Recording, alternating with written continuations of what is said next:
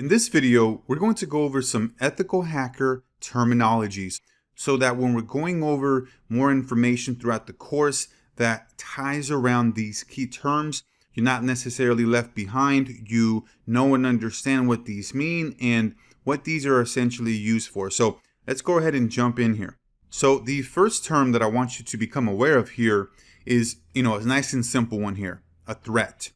A threat is simply a situation that could lead to a potential breach of security, right? Nice and simple, straightforward explanation there.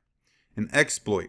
This is a piece of software or technology that takes advantage of a bug, glitch, or vulnerability leading to unauthorized access of a system, right?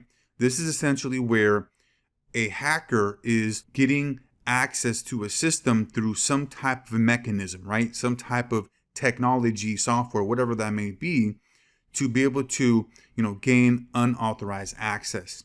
Vulnerability.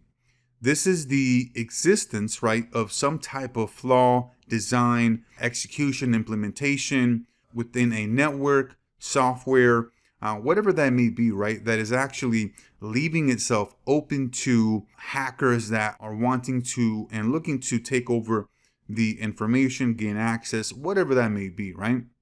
And then target of evaluation, TOE.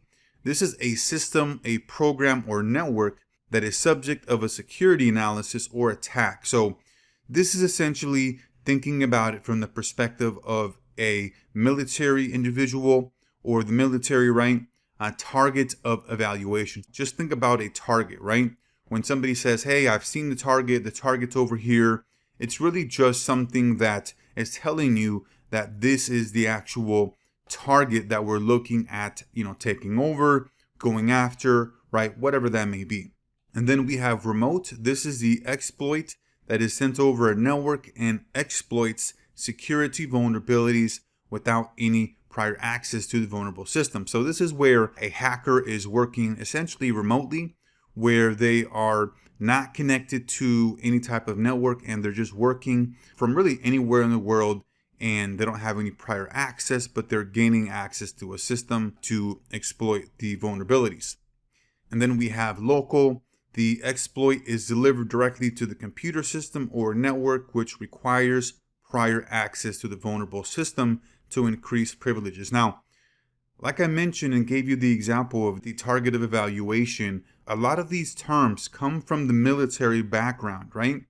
A lot of these terms are used in the military because they're very precise terms that are utilized in the physical security realm as well. And so they're essentially tying us over to the cybersecurity space so that security as a whole can have the same type of terms used for both the cybersecurity and as well as the physical security. And then we have here an attack, right? Pretty straightforward and simple here. An attack occurs when a system is compromised based on its vulnerability. And so that's going to be it here for the ethical hacker terminology. Very straightforward, just giving you an overview of what exactly the main key terms are for you to know as an ethical hacker, cybersecurity professional. That's going to be it for this one, and we'll see you on the next one.